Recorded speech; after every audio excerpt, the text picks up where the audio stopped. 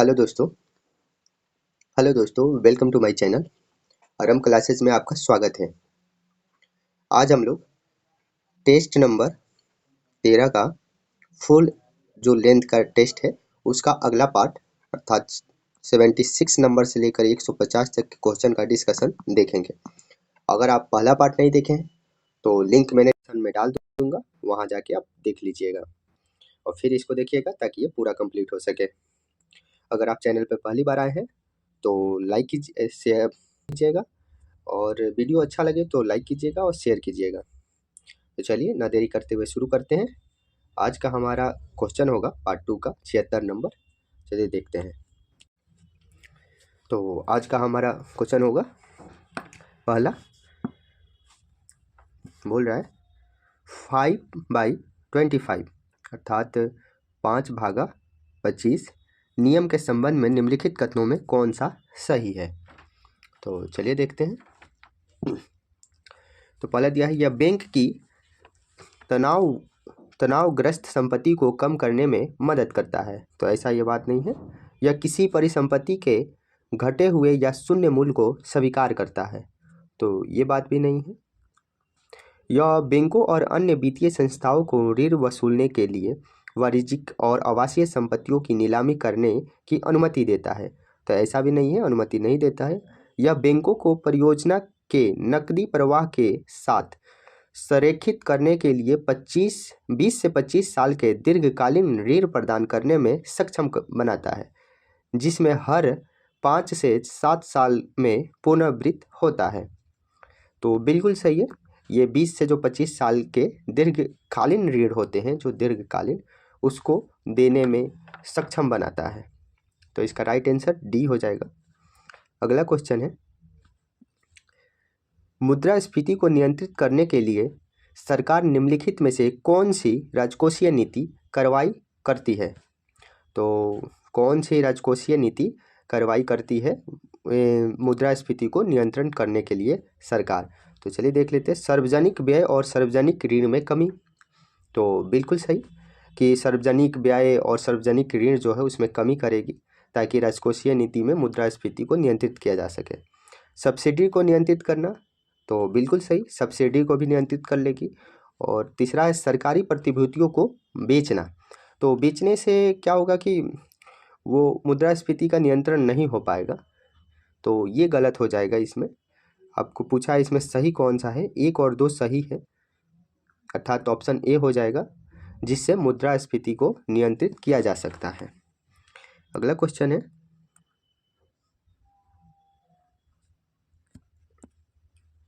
जब अधिक योग्य और रोजगार प्राप्त व्यक्ति मजबूत अर्थव्यवस्था में नए अवसरों की तलाश करते हैं तो कंपनी के पास आमतौर पर चयन के लिए उम्मीदवारों का एक बड़ा समूह होता है। उपयुक्त गद्यांश में निम्नलिखित में से किस बेरोजगारी का वर्णन किया गया है। तो ये किया गया है आपको घर्षणात्मक बेरोजगारी। जैसे जब अधिक योग्य व्यक्ति हो, रोजगार प्राप्त व्यक्ति जो मजबूत अर्थव्यवस्था में नए अवसर को तलाशता है, जैसे कोई अवसर मिला हुआ है और फिर नए अवसर को तलाशता है, उस बीच में जो उसकी बेरोजगारी रहती है, इनकम नहीं मिलता है, तो उसी को बोलते हैं घर्षणात्मक बेरोजगारी। जैसे एक जॉब और दूसरे जॉब पाने के बीच में जो पीरियड होता है, बीच का पीरियड जिसमें आदमी कोई वर्क नहीं करता है, तो उसी को बोलते हैं घर्षणात्मक बेरोजगारी। ऑप्शन बी बिल्कुल राइट हो जाएगा। अगला क्वेश्चन है, प्रभावी राजस्व घाटे के संबंध में निम्नलिखित कथनों में से कौन सही है। देखते हैं। यह ब्याज भुगतान सहित कुल राजस्व और कुल व्यय के बीच का अंतर है। तो ऐसा नहीं है। आपको प्रभावी राजस्व घाटा का ये मतलब नहीं हो। प्रभावी राजस्व घाटा एक ऐसा आर्थिक सूचक है जिससे राजस्व घाटा और पूंजीगत परिसंपत्तियों के अनुदान के बीच का अंतर देखा जाता है। तो इसमें दूसरा कथन बोल रहा है, यह पूंजीगत व्यय को छोड़कर कुल राजस्व और कुल व्यय के बीच अंतर, यह भी नहीं है। यह राजस्व घाटे और पूंजीगत परिसंपत्तियों के निर्माण के लिए अनुदान के बीच का अंतर होता है। बिल्कुल सही, राइट आंसर सी हो जाएगा। अगला क्वेश्चन है, ऑपरेशन ग्रीन के बारे में निम्नलिखित कथनों पर विचार कीजिए। चलिए देखते हैं। यह खाद्य प्रसंस्करण उद्योग मंत्रालय MOPFI के तहत संचालित एक केंद्रीय प्रायोजित योजना है। तो ये आपका गलत हो जाएगा, क्योंकि ये प्रधानमंत्री किसान संपदा योजना के तहत एक केंद्रीय प्रायोजित योजना है। तो ये गलत हो जाएगा आपका। ऑपरेशन ग्रीन को प्रारंभिक लक्ष्य केवल टमाटर, प्याज और आलू के उत्पादन के वितरण पर केंद्रित था। तो ये बात बिल्कुल सही है कि जब ऑपरेशन ग्रीन आया था उसमें शुरुआती में 3 सब्जियों पे ही, जैसे प्याज, टमाटर, आलू पे विशेष ध्यान केंद्रित किया गया था। बाद में और भी शामिल किए गए, लेकिन स्टार्टिंग में इसमें प्रारंभिक लक्ष्य पूछा है जिसमें टमाटर, प्याज और आलू थे। तो इसमें कथन 2 सही है, ऑप्शन बी हो जाएगा। अगला क्वेश्चन है, निम्नलिखित में से कौन सा गैर योजना व्यय का उदाहरण है? तो गैर योजना व्यय का उदाहरण है, यह है आपका एक नए राजमार्ग के निर्माण के लिए वित्त पोषण नहीं, ये गलत हो जाएगा। सरकारी ऋण पर ब्याज भुगतान, बिल्कुल सही, कि जो गैर योज्य व्यय है वो सरकारी ऋण और ब्याज भुगतान जो होता है उसी को गैर योज्य व्यय कहा जाता है, जिसमें कोई लाभ नहीं है, गैर योज्य व्यय है, कोई योजना नहीं है। जैसे हम सरकारी ऋण जो देते हैं, जो ब्याज लिया और उसका ब्याज जो चुकाते हैं, तो उसको गैर योज्य व्यय कहते हैं, गैर योजना व्यय। अगला क्वेश्चन है, 20 मई 2019 को प्रभावी हुई संशोधन परिभाषा के अनुसार एम्पियर को मूल आवेश ई के किस निश्चित संख्यात्मक मान को लेकर परिभाषित किया गया है? तो 20 मई 2019 को प्रभावी रूप से जो संशोधित परिभाषा दिया गया था उसमें मूल आवेश ई को 1.663 गुणे 10⁻⁻19 कूलाम, बिल्कुल राइट आंसर इसका बी ही होगा, जिसमें मूल आवेश ई को संख्यात्मक मान दिया गया था। तो याद रखिएगा, इसको लगभग में अगर देखें तो 1.60 मल्टीप्लाई 10⁻⁻19 ये होगा। अगला क्वेश्चन है, समतल कोण का एसआई इकाई है? तो समतल कोण की एसआई यूनिट जो होती है वो होती है आपका रेडियन, बिल्कुल सही, इसका राइट आंसर बी हो जाएगा, रेडियन होती है। डिग्री एक कोण को मापने के लिए आमतौर पर इस्तेमाल की जाने वाली इकाई है, पर ये एसआई यूनिट नहीं है। उसी में अगर अगला देखें ये रेडियन, तो रेडियन ठोस कोण को मापने का एक एसआई इकाई है, और ग्रेड भी कोण को मापने का एक इकाई है। तो इसमें राइट आंसर रेडियन हो जाएगा, जो समतल कोण का एसआई यूनिट है। अगला क्वेश्चन है, अंगुत्तर निकाय और दीर्घ निकाय का किस धर्म से जुड़े हुए हैं? अंगुत्तर निकाय और दीर्घ निकाय, तो अंगुत्तर निकाय और दीर्घ निकाय ये जुड़े हैं बौद्ध धर्म से। बौद्ध धर्म में अंगुत्तर निकाय और दीर्घ निकाय का परिकल्पना है, जिसे सुत्त पिटक में 5 निकायों का संग्रह है, और उसी में ये अंगुत्तर निकाय और दीर्घ निकाय आते हैं। तो ये बौद्ध धर्म से संबंधित है, ऑप्शन ए हो जाएगा। अगला क्वेश्चन है, नवपाषाणकालीन स्थल चिरांद किस नदी तट पर स्थित है? तो चिरांद आपको मालूम होगा बिहार के सारण जिले में ये गंगा नदी के तट पर स्थित है, गंगा नदी के तट पर, ऑप्शन सी हो जाएगा। अगला क्वेश्चन है, प्राचीन काल में काशी महाजनपद की राजधानी कहाँ स्थित थी? तो प्राचीन काल में काशी महाजनपद की राजधानी बनारसी थी, बनारसी, ऑप्शन सी हो जाएगा। वहीं पे पाटलिपुत्रा ये पटना की राजधानी रही है प्राचीन काल में। राजगिरी भी सबसे प्राचीन जो राजधानी थी वो राजगिरी थी, उसके बाद पाटलिपुत्रा हुई, उसके बाद ये अब पटना है। ये कौशाम्बी भी एक क्षेत्र था मगध जनपद में। तो इसका राइट आंसर सी हो जाएगा। अगला क्वेश्चन है, राजगिरी का वास्तुकार किसे नियुक्त किया गया था? तो राजगिरी का वास्तुकार जो था वो नियुक्त किया गया था आपको महागोविंद को। महागोविंद जो वो मगध के राजा बिंबिसार के दरबार में एक प्रसिद्ध वास्तुकार थे, और वो मंत्री के पद पे भी थे। उन्हीं को राजगिरी का वास्तुकार नियुक्त किया गया था, किनके? बिंबिसार के द्वारा। तो बिल्कुल राइट आंसर ए हो जाएगा। अगला क्वेश्चन है, हिरण्यक वंश का अंतिम शासक कौन था? तो हिरण्यक वंश का अंतिम शासक नागदशक था, और नाग दशक को शिशुनाग ने उखाड़ फेंका था और नए राजवंश का थी स्थापना की, जिसे शिशुनाग वंश कहा जाता है। तो हिरक वंश का अंतिम शासक नाग दशक था और इसी नाग दशक के बाद शिशुनाग वंश की स्थापना हुई थी, शिशुनाग ने जो किया था। तो इसका राइट आंसर डी हो जाएगा। अगला क्वेश्चन है, निम्नलिखित में से कौन सा ग्रंथ चंद्रगुप्त मौर्य को शूद्र बताता है? तो शूद्र जो बताता है, ये बताता है आपको बृहत कथा मंजरी। ऑप्शन सी हो जाएगा, बृहत कथा मंजरी। मुद्रा राक्षस में भी वर्णन है, अर्थशास्त्र में भी है, इंडिका जो मेगास्थनीज ने लिखा था उसमें भी इन्हीं के दरबार में आया था, सेल्यूकस निकेटर ने भेजा था और उसी के द्वारा लिखा गया था इंडिका। अर्थशास्त्र आपको मालूम है चाणक्य के द्वारा और मुद्रा राक्षस बाणभट्ट के द्वारा।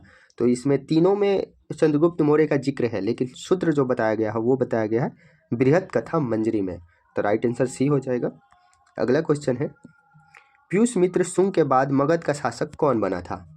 तो पीयूष मित्र शुंग के बाद मगध का शासक बना आपको अग्निमित्र शुंग। बिल्कुल राइट आंसर बी हो जाएगा, अग्निमित्र शुंग ने बना था। पीयूष मित्र शुंग शुंग वंश का संस्थापक था और इसके मृत्यु के बाद इसके पुत्र अग्निमित्र शुंग ने इसका स्थान लिया था। तो याद रखिएगा, अगला शासक अग्निमित्र शुंग। अगला क्वेश्चन है, देवगुप्त ने किस मोखरी शासक को हराया था? तो देवगुप्त ने गृहवर्मन को हराया था, गृहवर्मन को उसने हरा दिया था। गृहवर्मन मोखरी वंश का अंतिम महत्वपूर्ण शासक था जिसे देवगुप्त ने पराजित कर डाला और मोखरी शक्ति का पतन हो गया। उसके बाद गुप्त साम्राज्य का विस्तार हुआ था। तो ये जो देवगुप्त था वो किस वंश से था? गुप्त वंश थे। इसका याद रखिएगा कि ये गुप्त वंश का एक शासक है जो हराया था मोखरी शासक गृहवर्मन को। अगला क्वेश्चन है, तारानाथ किस क्षेत्र के इतिहासकार थे? तो तारानाथ ये थे तिब्बत के एक इतिहासकार थे जो बौद्ध धर्म से जुड़े हुए थे। याद रखिएगा, ये तिब्बत के एक इतिहासकार हैं और इसमें बौद्ध धर्म के इतिहास के बारे में भी पता चलता है इनके पुस्तक से। तो बिल्कुल सही, राइट आंसर बी हो जाएगा। अगला क्वेश्चन है, कर्नाट राजवंश की राजधानी कहाँ थी? तो कर्नाट राजवंश की राजधानी सिमरावगढ़ जो बिहार और नेपाल के सीमा पे स्थित है, सिमरावगढ़, वहाँ पे कर्नाट राजवंश की राजधानी थी। तो कर्नाट राजवंश जैसे नान्यदेव मिथिला में कर्नाट राजवंश के संस्थापक थे और ये नेपाल सीमा पर भी स्थित थी, अभी बताया, जिसमें कौन सा स्थान था? सिमरावगढ़ को ये जो वहाँ की राजधानी थी। तो बिल्कुल सही, इसमें हो जाएगा राइट आंसर सिमरावगढ़। अगला क्वेश्चन है, किस वंश के शासक के अधीन सामंतसेन एक सामंत था? तो जो सामंतसेन थे एक सामंत थे, किस राजवंश के शासन के अधीन? तो ये थे आपका पाल वंश के अधीन ये सामंत थे, सामंतसेन। बिल्कुल सही है, राइट आंसर इसका सी हो जाएगा। अगला क्वेश्चन है, बिहार में तुर्क शासक स्थापित करने का श्रेय किसे दिया जाता है? तो बिहार में तुर्क शासक आपको मालूम होगा कि बख्तियार खिलजी 12वीं शताब्दी के स्टार्ट में बख्तियार खिलजी ने बिहार पे आक्रमण किया था और उसी को वो जो तुर्क का था, इसीलिए बिहार में तुर्क का पहला जो हमला हुआ था वो बख्तियार खिलजी को माना जाता है और इसी ने नालंदा विश्वविद्यालय को भी नष्ट करवाया था। तो इसका right answer Bakhtiyar Khilji, option B हो जाएगा सही। अगला क्वेश्चन है, चौसा की लड़ाई में हुमायूं किस नदी में कूद गया था? तो आपको मालूम है 26 जुलाई 1539 को शेर शाह सूरी और हुमायूं के बीच चौसा की लड़ाई हुई थी, जिसमें हुमायूं ने गंगा नदी में कूद के अपनी जान बचाई और वहां से भागने में कामयाब हुआ था। फिर अगले साल युद्ध हुआ था कन्नौज का, जिसमें वो पराजित हो गया था और शेर शाह सूरी की शासन दिल्ली पे कब्जा हो चुका था। तो इसमें राइट आंसर हो जाएगा बी। बिल्कुल सही, राइट आंसर बी है कि चौसा की लड़ाई में हुमायूं गंगा नदी में कूदा था। अगला क्वेश्चन है, मध्यकाल में न्यायपालिका को निम्नलिखित में से कौन सा नाम दिया जाता है? तो मध्यकाल में न्यायपालिका को दीवान-ए कजा जो है ये मध्यकाल में न्यायपालिका से जुड़ा हुआ एक पद था। उसी में अगर दीवान-ए-ईसा देखें तो ये एक पत्रकार विभाग था जबकि कजा तो था दीवान ए कजा, ये एक न्याय विभाग था। अगला क्वेश्चन है, दूदू बीबी की मृत्यु के बाद बिहार का वास्तविक शासक कौन बना था? तो दूदू बीबी के मृत्यु के बाद बिहार का वास्तविक संस्थापक शेर खां ही बना था, और इन्हीं को बाद में शेर शाह सूरी के नाम से जाना गया, और ये बिहार के शासक बने थे। और उस टाइम फिर उसके बाद वो हुमायूं से युद्ध हुआ था, वो आपको कहानी पीछे ही अभी बताए हैं। तो जस्ट इसका राइट आंसर शेर शाह हो जाएगा। अगला क्वेश्चन है, शेर खां, इसमें शेर शाह सूरी भी दिया हुआ है, तो इसमें राइट आंसर बी होगा, लेकिन शेर शाह सूरी भी बाद में नाम दिया गया था, ये याद रखिएगा। तो इसमें थोड़ा सा डाउट है, या तो दोनों होना चाहिए या इसको नहीं देना चाहिए। और याद रखिए शेर खां, उस टाइम उसका नाम था शेर खां। तो बिल्कुल सही है, राइट आंसर इसका बी मान लीजिए। अगला क्वेश्चन है, पटना में 1857 का विद्रोह कब हुआ था? तो पटना में 1857 का विद्रोह 3 जुलाई 1857 को हुआ था, जिसका नेतृत्व एक पुस्तक विक्रेता पीर अली ने किया था। पीर अली के द्वारा इसका नेतृत्व किया गया था, जो हुआ था 3 जुलाई 1857 को। अगला क्वेश्चन है, बिहार में गठित होम रूल लीग के पहले अध्यक्ष कौन बने? तो बिहार में जो गठित हुआ था होम रूल लीग, इसके पहले अध्यक्ष मौलाना मजहरुल हक बने थे। मौलाना मजहरुल हक होम रूल लीग के पहले अध्यक्ष बने बिहार में। अगला क्वेश्चन है, बिहार छात्र सम्मेलन का 16वां अधिवेशन कहाँ आयोजित किया गया था? तो बिहार छात्र सम्मेलन का 16वां अधिवेशन ये गया में नहीं, रांची में भी नहीं, पटना में नहीं, हजारीबाग में। बिल्कुल सही, झारखंड, उस टाइम झारखंड नहीं था बल्कि बिहार ही था, तो अभी के टाइम में झारखंड में है। तो झारखंड के हजारीबाग में पहला बिहार छात्र सम्मेलन का 16वां अधिवेशन आयोजित किया गया था हजारीबाग में, ये याद रखिएगा। ये कब हुआ था? यह अधिवेशन कब हुआ था? 1921 में, यह भी याद रखिएगा। अगला क्वेश्चन है, मधुबनी पेंटिंग में निम्नलिखित में से किस प्रतीक का उपयोग दुल्हा दुल्हन की लंबी उम्र की कामना के लिए किया जाता है? तो मधुबनी पेंटिंग में कछुआ को दीर्घ आयु और स्थिरता का प्रतीक माना जाता है, कछुआ को, और कछुआ को ही दुल्हा दुल्हन की लंबी उम्र की कामना के लिए उपयोग किया जाता है। तो इसका राइट आंसर सी हो जाएगा, कछुआ। अगला क्वेश्चन है, मंजूषा पेंटिंग में मुख्य पात्र कौन सा है? तो मंजूषा पेंटिंग का मुख्य पात्र जो है वो है बिहुला। बिहुला एक कथा है, जिसे इसमें बिहुला बिसहरिन की कथा है, जो बहुत ही फेमस है, और इसी में जो है ये मंजूषा पेंटिंग का एक मुख्य पात्र है, अब बिहुला। तो याद रखिएगा, मंजूषा पेंटिंग का एक मुख्य पात्र बिहुला है। अगला क्वेश्चन है, सुलभ इंटरनेशनल सोशल सर्विस ऑर्गेनाइजेशन की शुरुआत किसने की? तो सुलभ इंटरनेशनल सोशल सर्विस ऑर्गेनाइजेशन की शुरुआत डॉक्टर बिंदेश्वर पाठक ने किया था, वो भी 1970 में। 1970 में सुलभ इंटरनेशनल सोशल सर्विस ऑर्गेनाइजेशन की स्थापना हुई थी डॉक्टर बिंदेश्वर पाठक के द्वारा, याद रखिएगा, डॉक्टर बिंदेश्वर पाठक। अगला क्वेश्चन है, जयप्रकाश नारायण को भारत रत्न से कब सम्मानित किया गया था?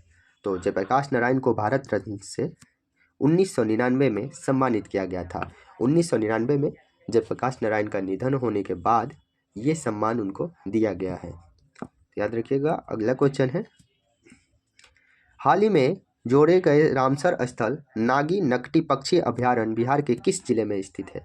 तो नागी नकटी पक्षी अभयारण्य ये जमुई में स्थित है, जमुई जिले में, बिहार के जमुई जिले में नागी नकटी पक्षी अभयारण्य स्थित है। और जो सोने का भंडार मिला है वो भी मिला है जमुई में ही, जमुई में ही एक बड़ा सा सोने का भंडार मिला गया थी, खोजा गया है। अगला क्वेश्चन है,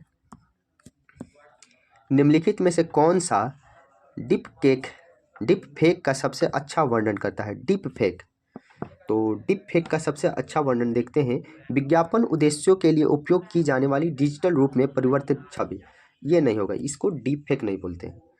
डीप फेक मतलब होता है कि किसी मीडिया के संदर्भ में किसी के फेस को यूज करना, जैसे इसमें दिया है, एक सिंथेटिक मीडिया जहां किसी व्यक्ति की समानता को किसी और रूप में प्रदर्शित करने के लिए डिजिटल रूप से हेर फेर किया जाता है, जिसका उपयोग अक्सर मीडिया में किया जाता है। ये बात बिल्कुल सही है, यही होगा कि इसमें क्या होता है कि डिजिटली रूप में ये किसी के रूप को हेर फेर किया जाता है, किसी और के व्यक्ति के सम्मान उसको बना दिया जाता है और उसको प्रदर्शित किया जाता है।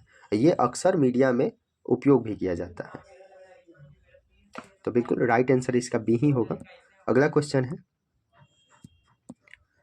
ग्लोबल पार्टनरशिप ऑन आई के संबंध में निम्नलिखित कथनों पर विचार कीजिए। Global partnership on AI, AI है ये एआई, तो इसका उद्देश्य अत्याधुनिक अनुसंधान का समर्थन के और जिसमें एआई विकास के लिए अंतर्राष्ट्रीय सहयोग को बढ़ावा देकर एआई पर सिद्धांत और व्यवहार के बीच की खाई को काटना है।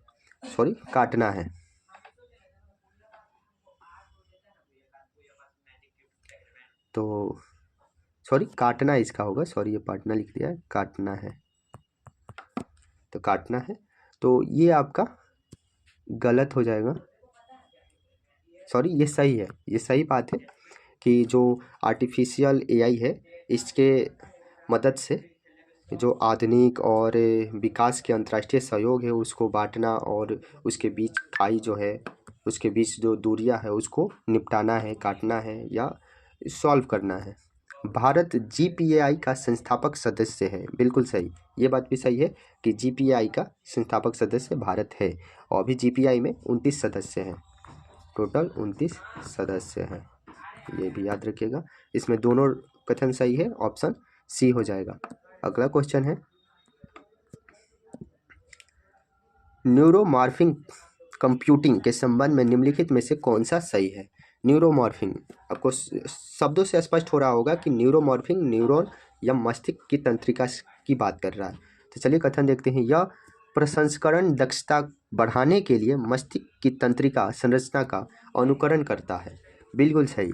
न्यूरोमॉर्फिक कंप्यूटिंग का मतलब ही है कि मस्तिष्क की तंत्रिका संरचना का अनुकरण करना, मतलब उसको परीक्षण करना उसका, और प्रसंस्करण दक्षता मतलब सोचने की क्षमता को विकसित करना, बिल्कुल राइट आंसर यही होगा। अगला क्वेश्चन है, निम्नलिखित में से कौन सा कथन क्रोमोफोर शब्द का सबसे अच्छा वर्णन करता है। तो क्रोमोफोर का सबसे अच्छा वर्णन करता है, चलिए देख लेते हैं। एक प्रकार का रासायनिक बंधन जो आणविक संरचनाओं को मजबूत करता है, तो ये बात नहीं है। क्रोमोफोर का मतलब ये नहीं है कि जो आणविक बंधनों को मजबूत करे।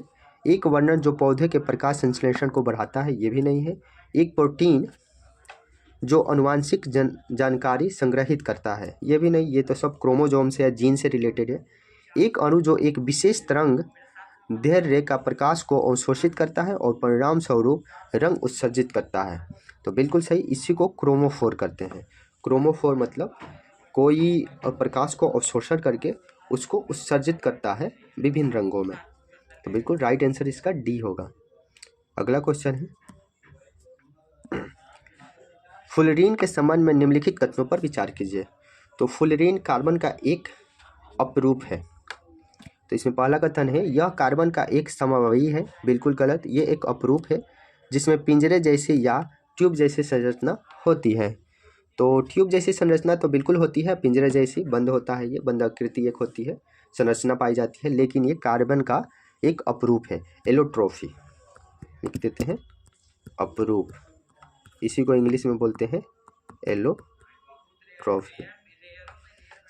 यह ईंधन कोशिकाओं और परमाणुीय उपचार के उत्प्रेरण समर्थन के रूप में कार्य करता है, ये बात भी सही है कि ये इसका उपचार के लिए उपयोग किया जाता है, कोशिकाओं और परमाणुीय उपचार के लिए, तो बिल्कुल सही, दोनों कथन सही है, इसमें सही पूछा है ऑप्शन, पहला कथन तो गलत हो गया था, ये समवायी नहीं है बल्कि अपरूप है, तो इसमें कथन सिर्फ दो ही सही है, ऑप्शन हमारा बी हो जाएगा।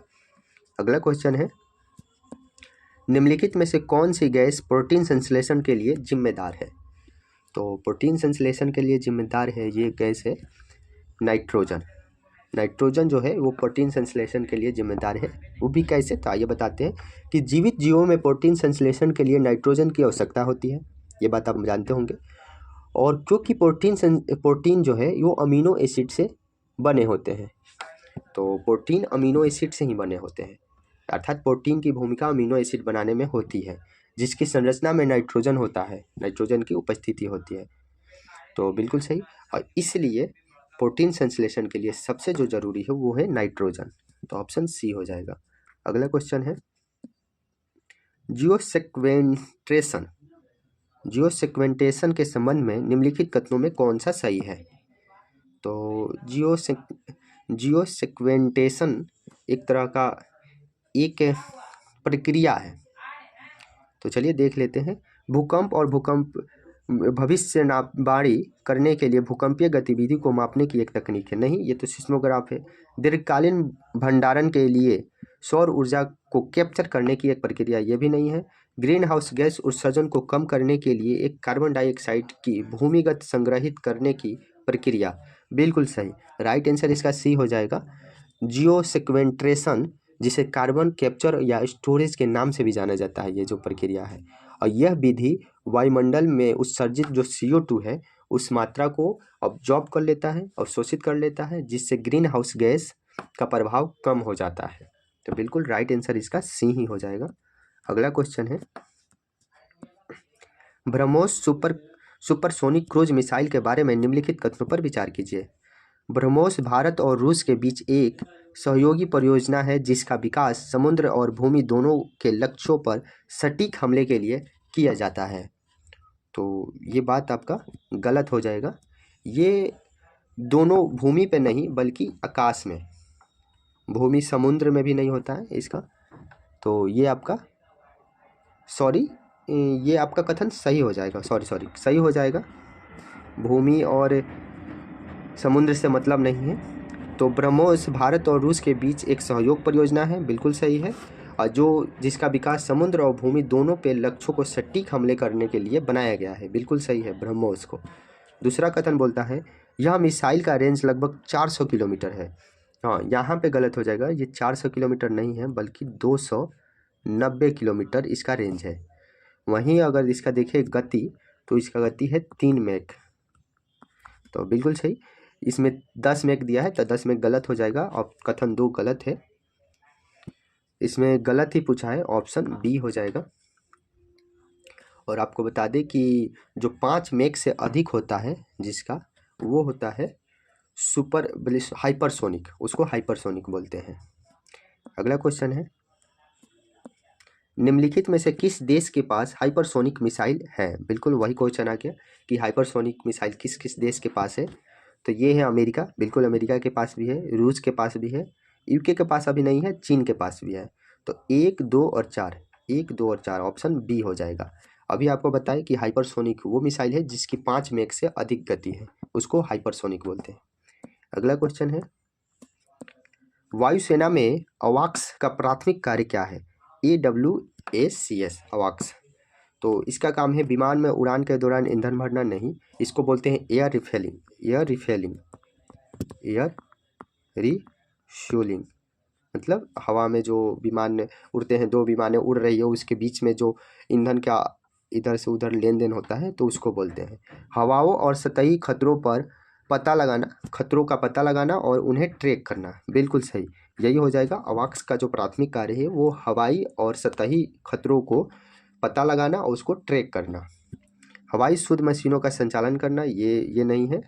आपको रणनीतिक एयर लिफ्टिंग ऑपरेशन करना, ये भी नहीं है, ये भी दूसरी तकनीकी है सब। अगला क्वेश्चन है हाल ही में चर्चा में रहा इंद्रजाल निम्नलिखित में से किससे संबंधित है? तो हाल ही में चर्चा रहा इंद्रजाल, ये एक भारतीय उपग्रह नेविगेशन प्रणाली, नहीं, ये तो नाविक है, भारत द्वारा विकसित एक मिसाइल रक्षा प्रणाली है, तो ये भी नहीं है, मिसाइल रक्षा प्रणाली नहीं है, बल्कि ये AI संचालित एंटी ड्रोन सिस्टम है, बिल्कुल सही। ये जो इंद्रजाल है वो AI संचालित एक ड्रोन सिस्टम है, ड्रोन सिस्टम प्रणाली है, जैसे इजराइल में है उसी तरह यहाँ भारत में हम लोग का इंद्रजाल है जो AI संचालित ड्रोन सिस्टम है, बिल्कुल राइट आंसर सी हो जाएगा। अगला क्वेश्चन है हाल ही में केंद्र औषधि मानक नियंत्रण संगठन CDSCO ने नेक्सकार 19 के लिए बाजार अनुमोदन प्रदान किया है। इस संदर्भ में नेक्सकार 19 क्या है? बाजार अनुमोदन मतलब बाजार में इसको मंजूरी मिल गई है यूज करने की। जैसे पहला है कार टी सेल थेरेपी, तो इसका राइट आंसर ए ही हो जाएगा, क्योंकि नेक्स्ट कार 19 जो है वो एक कार टी सेल थेरेपी ही है। आपको बता दें कि आईआईटी बॉम्बे के इन्वेक्ट्यूट की गई कंपनी इम्यूनो एसिटी द्वारा विकसित नेक्स्ट कार 19 का प्रतिनिधित्व किया गया था, इसका विकास किया गया था। और ये नेक्स्ट कार 19 भारत की एक स्वदेशी कार टी सेल थेरेपी है। बिल्कुल, तो इसका राइट आंसर ए हो जाएगा। अगला क्वेश्चन है, निम्नलिखित में से कौन सा एआई एजेंट का सबसे सटीक वर्णन करता है? तो एआई एजेंट के बारे में पूछ रहा है। एआई बहुत ही चर्चों में आज की सबसे लेटेस्ट तकनीकी है जो एआई है। तो पहला है कथन इसमें, लार्ज लैंग्वेज मॉडल को केवल टेक्सचर आधारित इनपुट और आउटपुट पर काम कर सकते हैं। तो ऐसा बात नहीं है। एक सॉफ्टवेयर प्रोग्राम जो केवल पूर्व निर्धारित कमांड का जवाब दे सकता है, ये भी नहीं है। एआई बहुत ही विकसित एक प्रणाली है, सिस्टम है। उन्नत एआई प्रणाली जो मनुष्य के साथ वास्तविक समय में बहुआयामी अंतःक्रिया करने में सक्षम है। बिल्कुल सही, राइट आंसर सी हो जाएगा। जो मनुष्य के साथ फेस टू फेस वार्ता कर सकता है, फीलिंग और भी बहुत सारे कामों को समझ सकता है, कर सकता है, तो उसी को एआई एजेंट के रूप में विकसित किया गया है। सटीक वर्णन यही करता है। बिल्कुल राइट आंसर इसका सी हो जाएगा। अगला क्वेश्चन है, निम्नलिखित में से कौन लिम्फोसाइट शब्द का सबसे उपयुक्त वर्णन करता है? तो लिम्फोसाइट एक WBC है, अर्थात श्वेत रक्त कोशिकाओं को ही लिम्फोसाइट बोलते हैं। यह एक प्रतिरक्षा प्रणाली होता है जो मानव के अंदर होता है, जो शक्ति देता है हानिकारक पदार्थों से लड़ने में। तो बिल्कुल सही, पहला कथन है कि प्रतिरक्षा प्रणाली में शामिल श्वेत रक्त कोशिकाओं का एक प्रकार है। बिल्कुल राइट आंसर इसका ए ही हो जाएगा। दूसरा कथन पढ़ लेते हैं, रक्त में ऑक्सीजन ले जाने के लिए उत्तरदायी कोशिका। तो ये आपको मालूम होगा, ये आरबीसी का काम है, जिसे एंथ्रोसाइट बोलते हैं। तो ये नहीं होगा। भोजन के पाचन में मदद करता है एंजाइम, बिल्कुल सही। एमाइलेज, लाइपेज आदि बहुत सारे एंजाइम हैं जो भोजन को पचाने में मदद करते हैं। और चलने फिरने में पेशियाँ, जो मांसपेशियाँ होती है, उनका उपयोग होता है। इसका राइट आंसर ए हो जाएगा। अगला क्वेश्चन है, निम्नलिखित में से कौन सा रोग जीवाणु से नहीं होता है? तो कपास में ब्लैक आर्म, तो ब्लैक आर्म ये बिल्कुल ये जीवाणु से ही होता है। आपका आलू का विस्टल, ये भी जीवाणु से है। चावल में जीवाणु जनित अंगमारी रोग, तो चावल में एक अंगमारी रोग होता है, ये भी है जीवाणु से ही। केले का वंशी ट्रॉप, तो इसका आंसर यही हो जाएगा, केले का वंशी ट्रॉप है, ये जीवाणु जनित नहीं है, बल्कि इसका कारण वायरस है। वायरस है। इस तीनों का कारण क्या था? बैक्टीरिया। तो बिल्कुल राइट आंसर इसका डी हो जाएगा। अगला क्वेश्चन है, निम्नलिखित में से कौन सा एक चमकदार पिंड है? तो आपको चंद्रमा, पृथ्वी, सूर्य, धूमकेतु, तो इसमें सबसे चमकदार पिंड आपको दिख रहा होगा। चंद्रमा तो उतना नहीं चमकता है, आपको मालूम है कि सिर्फ रात में ही दिखता है। पृथ्वी है ही नहीं। सूर्य जिसके ताप सबसे अधिक है और ये सबसे ज़्यादा चमकता है, तो बिल्कुल राइट आंसर सी हो जाएगा। धूमकेतु तो मालूम है आपको, ये तो दिखते भी नहीं है, तो राइट आंसर सी हो जाएगा। अगला क्वेश्चन है, जब प्रकाश हवा से पानी में प्रवेश करता है तो वह क्यों मुड़ जाता है? तो जो प्रकाश है जो हवा से वायु में प्रवेश करेगा तो उसका सबसे पहले तो मीडियम चेंज हो जाएगा, और मीडियम चेंज होगा तो वो मुड़ेगा ऑफकोर्स। ये प्रकाश का अपवर्तन का नियम कहता है। तो इसमें राइट आंसर हो जाएगा इसका सी, प्रकाश के अपवर्तन के कारण जो हवा से पानी में प्रवेश करेगा कोई भी प्रकाश तो मिलेगा। इसी कारण कोई छड़ अगर पानी में डूबी हुई हो वो टेढ़ी प्रतीत होगी, अगर सिक्का डाला हुआ है वो उठा हुआ प्रतीत होता है। तो ये सब कारण है। अगर मछली भी अगर हम तैरते हुए देखते हैं तो वो जिस सतह पे रहती है उससे थोड़ी उठी हुई दिखती है हम लोग। तो बिल्कुल इस सब का कारण है अपवर्तन, प्रकाश का अपवर्तन। अगला क्वेश्चन है,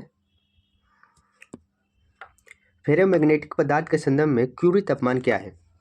तो क्यूरी तापमान वो होता है जिस ताप पर कोई फेरोमैग्नेटिक पदार्थ पैरामैग्नेटिक में बदल जाता है, अर्थात चुंबकत्व का गुण समाप्त हो जाता है। तो चलिए देखते हैं ऑप्शन में क्या है। वह तापमान जिस पर फेरोमैग्नेटिक पदार्थ के चुंबकीय गुण समाप्त हो जाते हैं। बिल्कुल सही, राइट आंसर यही हो जाएगा। दूसरा में वो तापमान जिस पर कोई पदार्थ सुपर ये बिल्कुल सही गलत है। अधिकतम विद्युत संचालन ये भी गलत है, और ऊष्मारोधी ये भी गलत। इसमें राइट आंसर ए हो जाएगा। अगला क्वेश्चन है, वस्तु के आंतरिक और बाहरी व्यास को मापने के लिए निम्नलिखित में से किस उपकरण का उपयोग किया जाता है? तो वस्तु के आंतरिक और बाहरी व्यास को मापने के लिए उपयोग किए जाने वाले यंत्र का नाम है कैलिपर्स, जिसका नाम है कैलिपर्स। ऑप्शन बी सही हो जाएगा। कैलिपर्स एक सटीक उपकरण है जिसका उपयोग वस्तु के आंतरिक और बाहरी व्यास की माप की जाती है। अगला क्वेश्चन है, आपको और कैलोरीमीटर, वोल्यूमीटर ये सब जानते होंगे। अगला क्वेश्चन है, आवर्त सारणी में निम्नलिखित में से कौन सा परमाणु सबसे अधिक विद्युत ऋणात्मक है? तो आवर्त सारणी में जो परमाणु है उसमें सबसे अधिक विद्युत ऋणात्मकता है वो है फ्लोरीन के पास। फ्लोरीन जो है वो सबसे अधिक विद्युत ऋणात्मकता अर्थात निगेटिविटी वाला एलिमेंट है। इसका परमाणु क्रमांक 9 होता है और परमाणु भार होता है 19। तो इसका एटॉमिक नंबर हो जाएगा 9, एटॉमिक मास हो जाएगा 19, याद रखिएगा। अगला क्वेश्चन है, ये डायोमेटिक अणु होता है अर्थात F2 के रूप में रहता है। अगला क्वेश्चन है,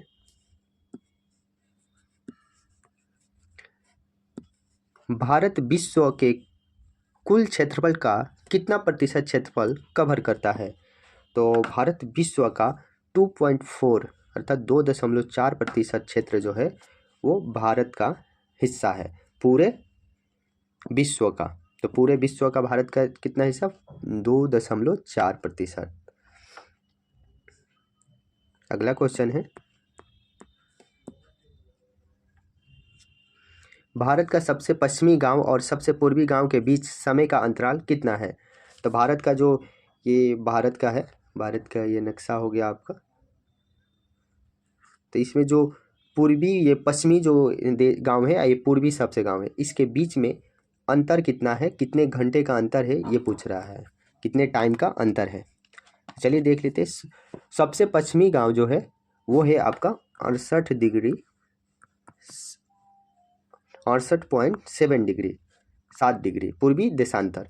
और वही आपका पूर्वी गांव का क्या होता है? तो 97.4 डिग्री। इसके बीच का आप अंतर निकाल लीजिएगा, इससे पता चल जाएगा, और इससे आएगा आपको सटीक 2 घंटे। अगर हम निकालें इसका अंतर तो 97, 68, इसका अंतर निकाल लीजिए, आपको यहाँ से हो जाएगा आपका करीब 30 डिग्री। और एक 15 डिग्री में आपका 1 घंटे होता है, ये 1 आवर, और ये 30 डिग्री में 2 आवर्स हो जाएगा। बिल्कुल राइट आंसर 2 घंटे होगा। आप ऐसे भी निकाल सकते हैं। तो राइट आंसर इसका सी हो जाएगा। अगला क्वेश्चन है,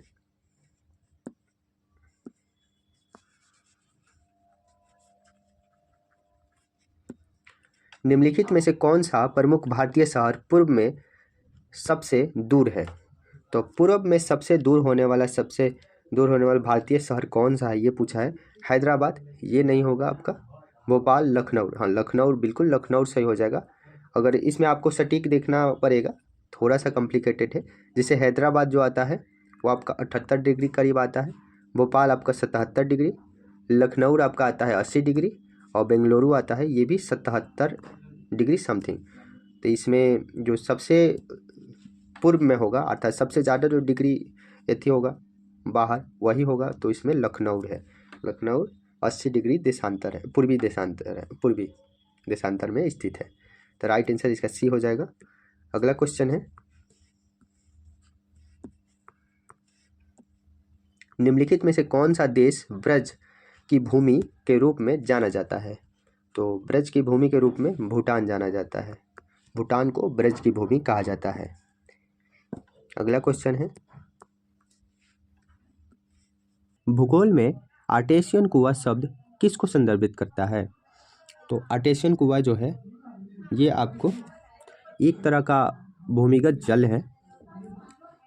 आर्टेशियन कुआं तब बनता है जब भूजल चट्टान या मिट्टी की 2 अपारगम्य चट्टानों के बीच फंस जाती है। अपारगम्य तो इसके बीच जो जल सीमित रहती है उसी को बोलते हैं आर्टेसियस कुआं।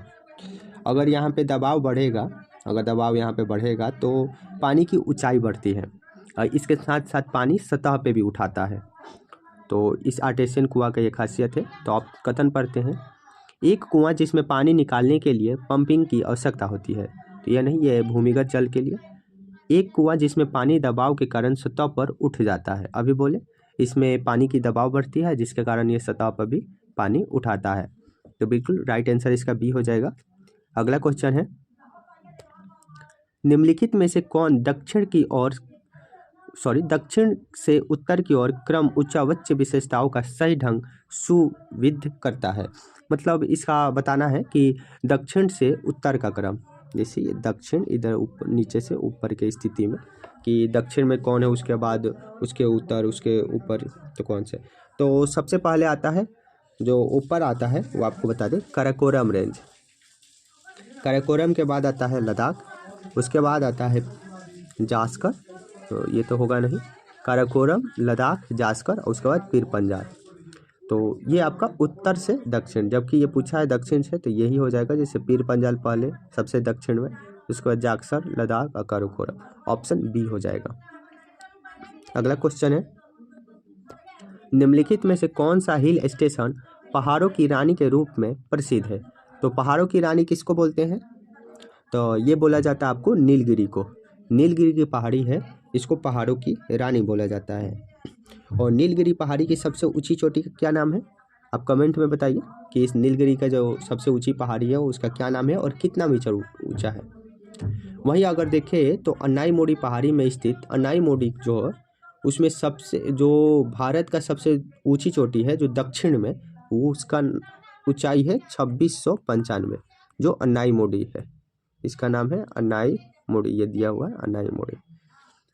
तो इसका राइट आंसर नीलगिरी होगा, जिसको पहाड़ों की रानी बोला जाता है। अगला क्वेश्चन है, निम्नलिखित में से कौन सी पर्वत चोटी दुनिया की दूसरी सबसे ऊंची चोटी है। तो दुनिया की सबसे दूसरी ऊंची चोटी माउंट केटू है। ये पाकिस्तान और चीन की सीमा पे है, काराकोरम रेंज में उपस्थित है। अभी आपको बताया कि सबसे ऊपर कौन है, काराकोरम रेंज, वहीं पे है, काराकोरम रेंज में ये स्थित है। और माउंट केटू जो है वो दुनिया की सबसे दूसरी ऊंची चोटी है, जो 8611 मीटर ऊंची है, 8611 मीटर। वहीं आपको कंचनजंगा जो है ये भारत और नेपाल की सीमा पर स्थित है, इसकी ऊंचाई है 8586। वहीं लोत्से है, ये आपको लोत्से की ऊंचाई हो जाएगी 8516। ये आपकी तीसरी सबसे, दुनिया की तीसरी नहीं बल्कि चौथी सबसे ऊंची चोटी हो जाएगी। और मेकाले ये पांचवी हो जाएगी, इसकी ऊंचाई हो जाएगी 8463। तो याद रखिएगा, इसका राइट आंसर माउंट केटू। अगला क्वेश्चन है, मरका घाटी भारत के निम्नलिखित राज्य या केंद्र शासित प्रदेश में स्थित है। तो मरका घाटी किस राज्य में स्थित है ये पूछ रहा है। तो हमारा मरका घाटी ये हो जाएगा लद्दाख। मरका घाटी कहाँ है, लद्दाख में स्थित है। यह घाटी हेमिस राष्ट्रीय उद्यान में स्थित है और मरखा नदी से होकर गुजरती है, इसीलिए इसको मरखा घाटी नाम दिया गया है। तो ये हेमिस राष्ट्रीय उद्यान कहाँ है, लद्दाख में ही है, मरखा घाटी भी लद्दाख में। अगला क्वेश्चन है,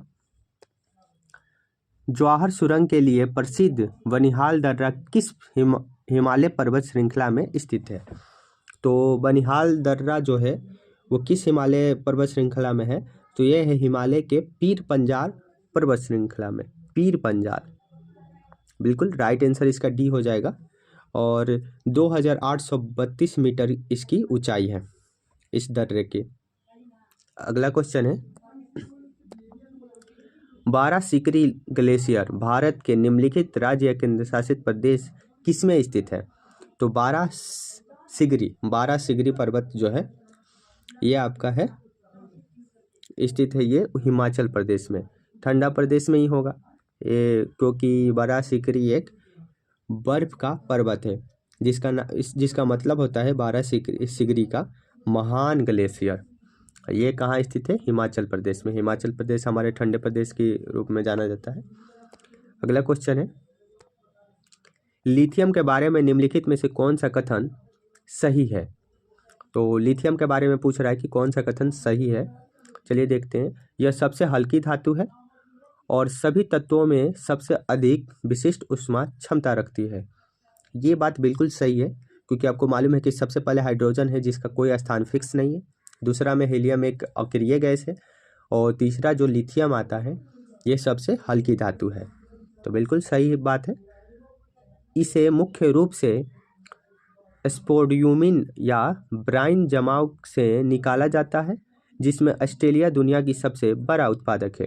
ये बात भी बिल्कुल सही है कि लिथियम का जो सबसे बड़ा उत्पादक है वो ऑस्ट्रेलिया है और इसे ब्राइन जमाव से निकाला जाता है। तो दोनों कथन सही है, ऑप्शन सी हो जाएगा। अगला क्वेश्चन है, निम्नलिखित में से कौन सा मिश्र धातु नहीं है?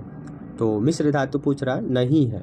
जैसे आपको मालूम होगा कि कांसा जो है ये एक मिश्र धातु है तांबे और टीन का, तांबे और टीन का। वही आपका पीतल, तो पीतल तो तांबे और जस्ता, पिताजी इसका शॉर्ट फॉर्म होता है, जिसे हम याद रख सकते हैं, तांबे और जस्ता, जेटेन। वही आपका सिल्वर, जर्मन सिल्वर, नाम से ये जर्मन सिल्वर है लेकिन इसमें सिल्वर नहीं पाया जाता है, ये याद रखिएगा। इसमें होता है तांबे, निकल और जस्ता, जेटेन। वही आपका सोडियम एक मेटल है अर्थात धातु है, तो इसलिए राइट आंसर इसका सोडियम हो जाएगा। अगला क्वेश्चन है, निम्नलिखित में से कौन सा जीव विज्ञान में क्लोन शब्द का सबसे अच्छा वर्णन करता है? क्लोन से आपको मालूम होगा कि सेम टू सेम प्रतिलिपि या सेम जीव जिसका जेनेटिक सेम होता है, जैसे अलैंगिक प्रजनन द्वारा उत्पन्न होने वाले समान संतान। तो बिल्कुल सही है कि जो अलैंगिक प्रजनन होता है उसमें जो जीव होते हैं वो समान रूप, समान आकार, समान सब चीज़ होता है, क्योंकि अलैंगिक प्रजनन में एकल माता पिता से उत्पन्न होता है। इसी को एक तरह से क्लोन बोला जाता है। तो बिल्कुल राइट आंसर इसका ए ही हो जाएगा। अगला क्वेश्चन है, नीचे दिए गए विकल्पों में से दो चिन्ह आपस में बदले जाए ताकि नीचे दी गई समीकरण संतुलित हो जाए। तो हमारा ये 10 क्वेश्चन मैथ और रीजनिंग के सेक्शन का आ गया। तो चलिए देख लेते हैं। इसमें बोल जा रहा है कि दो इसमें चिन्ह बदला जाएगा जो ये सही समीकरण साबित होगा। तो इसमें सबसे पहले हम देख लेते हैं कि हमारा जो प्रोडक्ट है 83 लाना है, और इसमें देख सकते हैं कि एक मल्टीप्लाई में है, एक डिवाइड में है। तो मल्टीप्लाई तो आपको होगा क्योंकि ज़्यादा लाना है। तो इसमें सबसे पहले हम थोड़ा सा हमको जो हिंट मिल रहा है वो है डिवाइड। डिवाइड को बदलना ज़रूरी है क्योंकि ये आपस में कटेंगे नहीं। तो डिवाइड बी में भी है और डी में भी है। तो पहले बी का हम रख के चेक कर लेते हैं। तो भागे की जगह हम लोग मल्टीप्लाई रख देंगे और यहाँ पर भागा रख देंगे, तो ये बहुत ज़्यादा हो जाएगा, आप देख सकते हैं। तो इसलिए बी भी नहीं, डी ही रखते हैं। डी हो सकता है सही हो जाए। तो चलिए डी रख के चेक करते हैं हम। जैसे हो गया ये, यहाँ पे हो जाएगा डिवाइड की जगह माइनस, और डिवाइड की जगह माइनस रख लेते हैं और माइनस की जगह डिवाइड रख लेते हैं। चलिए, तो 19 पाँच आपको मालूम होगा कि 19 पाँच 95, 5 से कट जाएगा, मल्टीप्लाई बाई 16 प्लस ये 21 माइनस 18, 16 पाँच 80 हो जाएगा। 80 में 21 जोड़ देंगे, 21 माइनस 18, चलिए 21 जोड़ देते हैं। तो 21 जोड़ने से हमारा हो जाएगा 101 माइनस 18, 101 माइनस 18 हमारा 83 प्रोडक्ट दे देगा 83। तो बिल्कुल राइट आंसर हो जाएगा डी। अगला क्वेश्चन है,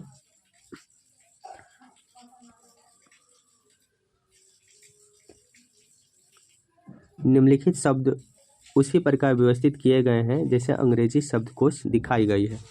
तो ये अल्फ़ाबेटिकल हमको एथी करना है, अरेंज करना है। जैसे ई एक्स तो सब में है, उसके बाद टी भी सब में है, इसमें एच है, यहाँ देखिए इसमें सी है।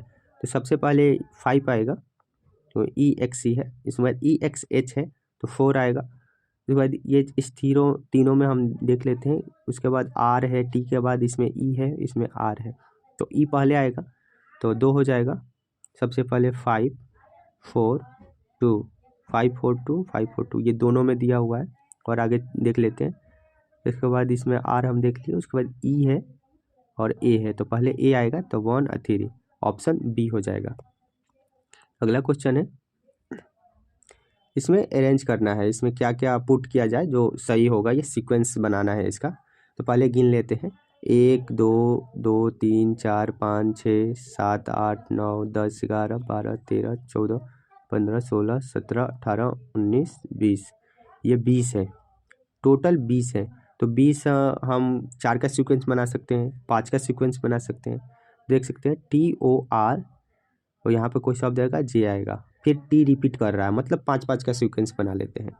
चलिए TOR यहाँ भरना है, जे ये हो गया 5। फिर अगला दिया है टी, फिर ये 2 खाली है, फिर MJ, फिर दिया है टी, फिर डैश दिया है, फिर टी, फिर डैश, फिर जे, तो ये 5 हो गया।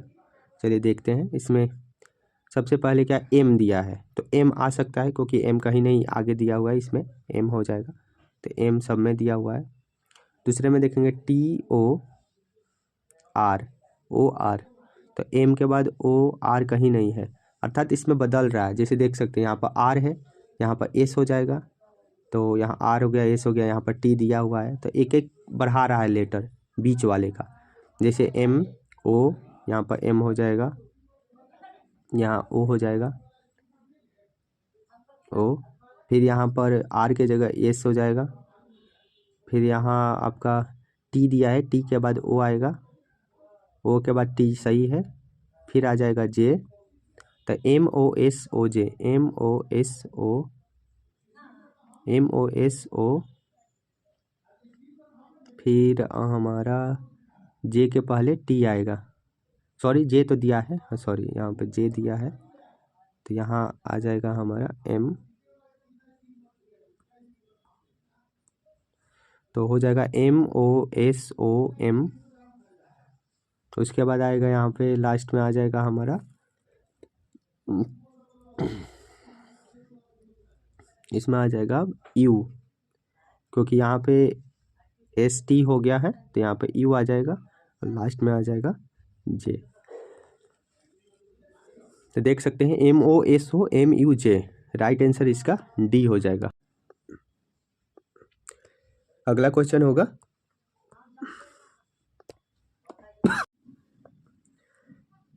नीचे दी गई 4 विकल्प में से कौन सा विकल्प दी गई संख्या श्रृंखला में प्रश्न चिन्ह के स्थान पर आएगा।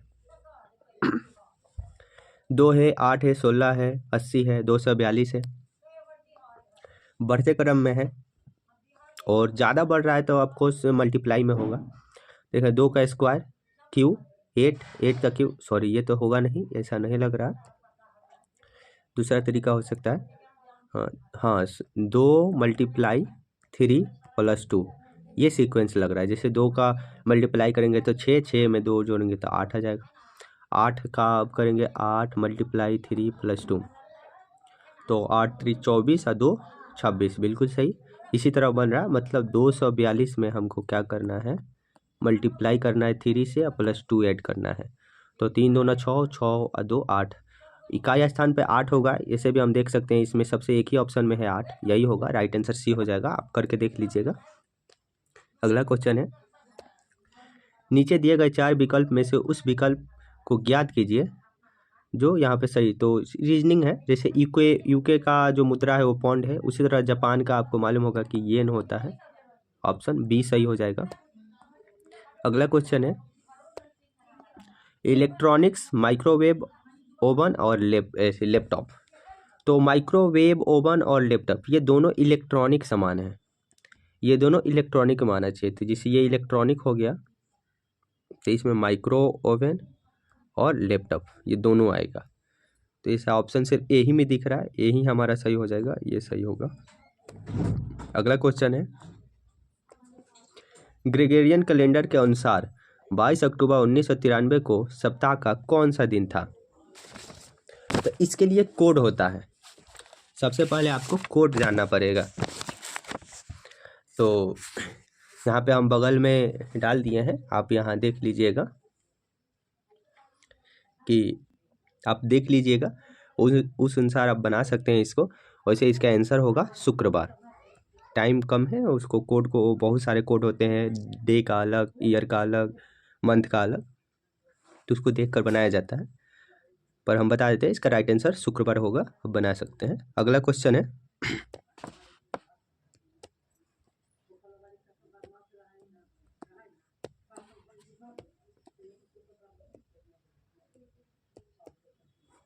आलोक और स्मृति की दक्षता के अनुसार 6:7 सॉरी आलोक और स्मृति की दक्षता का अनुपात 6.7 है। आलोक अकेले ही पूरा कार्य 91 दिनों में कर सकता है। यदि आलोक और स्मृति ने एक साथ काम करना शुरू किया तो 14 दिनों के बाद स्मृति ने काम छोड़ दिया, तो काम का कितना हिस्सा शेष है? तो चलिए इसका देख लेते हैं। इफिशियंसी दिया हुआ है, इफिशियंसी क्या दिया हुआ? 6.7। आलोक अकेले इस काम को कितने दिन में कर सकता है? 91 दिनों में आलोक। तो आलोक का इफिशियंसी कितना है? 6 है। तो टोटल काम का जो यूनिट हो जाएगा वो आप 91 में 6 से मल्टीप्लाई कर दीजिएगा तो आ जाएगा 546 यूनिट काम है टोटल। और उसमें से ये 14 दिन दोनों मिलकर काम कर रहे हैं, तो 6 यूनिट भी काम करेगा ये, 7 यूनिट, वही आलोक और स्मृति। तो 6 7 13 यूनिट डेली काम होगा और 14 दिन काम होना है। टोटल 182 यूनिट काम हो जाएगा। तो बचेगा कितना भाई? तो इसमें से इसने माइनस कर देते हैं, तो हमारा बच जाएगा काम जो होगा, बचा हुआ काम माइनस कर लेते हैं तो जगह 4, ये 8 में 4 हुआ, यहाँ 14 में से 8 गया 6 और 4 में से 1 गया 3, 364 और टोटल काम 546। इसको हम जब डिवाइड करेंगे 2/3 आएगा। आंसर इसका 2/3 हो जाएगा। अगला क्वेश्चन है,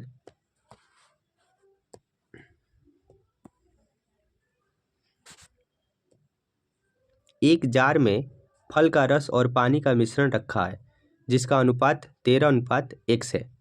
जब 40 लीटर के मिश्रण में 24 लीटर पानी मिलाया जाता है तो फल के रस और पानी का अनुपात 13:19 हो जाता है। एक्स का मान क्या है? तो चलिए देख लेते हैं। स्टार्टिंग में कितना था? मिक्सर कितना था? 40 था, उसमें 24 लीटर पानी मिला दिया, टोटल हमारा 64 लीटर हो गया। यही 64 लीटर ये 13:19 के मटेरियल के बराबर है। तो इस दोनों को जब ऐड करेंगे तो टोटल हो जाएगा 32 रेशियो का मान 64 है, अर्थात 1 रेशियो का मान 2 हो जाएगा। तो अब हम प्रोडक्ट निकाल सकते हैं कि 13 जो है वो रस है, तो अर्थात 13 दूना 26 लीटर रस होगा और 19 दूनी 38 लीटर पानी होगा। अगर हमको 13:x निकालना है तो इसमें पानी की मात्रा हटाना पड़ेगा क्योंकि इसमें जुड़ा हुआ है, तो पानी 24 लीटर हटा देते हैं तो हमारा नया रेशियो बन जाएगा 26 अनुपात जिसमें 4 1 14। अब इसका रेशियो निकाल देंगे तो 13 दूना 26 और 7 दूना 14, तो 13 7 का हो जाएगा।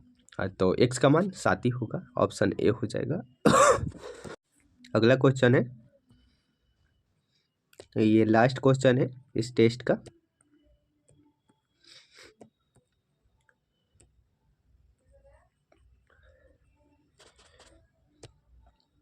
क्या पूछ रहा है?